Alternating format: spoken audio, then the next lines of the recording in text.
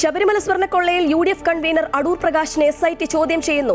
ഉണ്ണികൃഷ്ണൻ പോറ്റിയുമായുള്ള ബന്ധമടക്കമുള്ള കാര്യങ്ങൾ അന്വേഷണ സംഘം ചോദിച്ചറിയും. കേസുമായി ബന്ധപ്പെട്ട UDF നേതാക്കൾക്കാർക്കും ജയിലിൽ പോകേണ്ടി വരില്ലെന്ന് KC വേണുഗോപാൽ. ഇപ്പോൾ നടക്കുന്നത് തെരഞ്ഞെടുപ്പ് നാടകമെന്നും വേണുഗോപാൽ.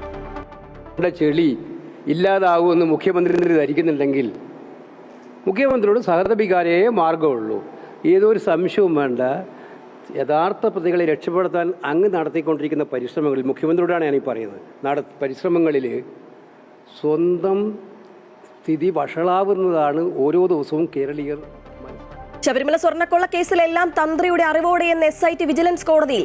ശബരിമല വിഷയത്തിൽ നീതി ഉറപ്പാക്കുമെന്നും ഭരണ പ്രതിപക്ഷങ്ങളുടെ ഒത്തുകളിക്കെതിരെ പോരാടുമെന്നും BJP ദേശീയ അധ്യക്ഷൻ നിതിൻ നബീൻ.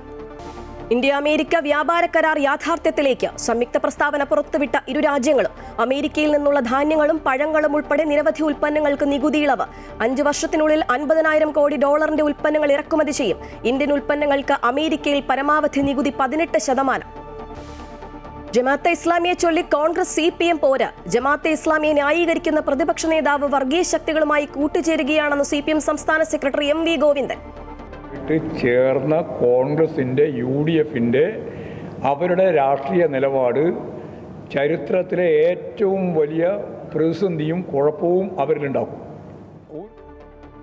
MV ഗോവിന്ദൻ വർഗീയതയെക്കുറിച്ച് പഠിപ്പിക്കേണ്ടെന്ന് പ്രതിപക്ഷ നേതാവ് VD സതീശൻ. ജമാഅത്തെ ഇസ്ലാമിയെ CPM നേരത്തെ കൂടെ കൂട്ടിയതല്ലേ എന്ന് പ്രതിപക്ഷ നേതാവ്.